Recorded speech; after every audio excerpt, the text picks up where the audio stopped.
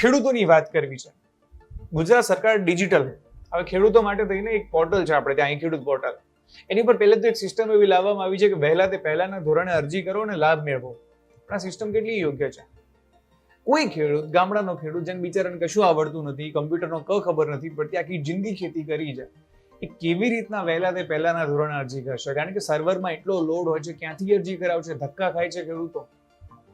તો સરકારે સૌથી પહેલા તો વહેલા તે પહેલાનું ધોરણ છે એના ઉપર વિચારવાની જરૂર છે કે ખેડૂતો છે, આઈટી એક્સપર્ટો નથી કે વહેલા તે પહેલાના ધોરણે અરજી કરી લે. એના કરતા તમે અરજી લઈ લો ને પછી ડ્રો કરો તો એ સારું રહેશે.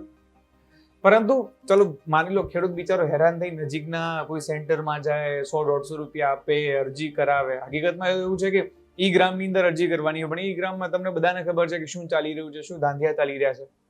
તો ખેડૂત બિચારો જાય, અરજી કરવા જાય, પણ પોર્ટલ ઠપ હોય છે. આવડી મોટી સરકાર, આટલું મોટું બજેટ, પણ એનું પોર્ટલ ભૂમ, કઈ કામનું નથી. પોર્ટલ વળી પાછું ઠપ થઈ ગયું. આવા તો કેટલાય સરકારી પોર્ટલો છે જે વારે ઘડી ઠપ થતા હોય છે.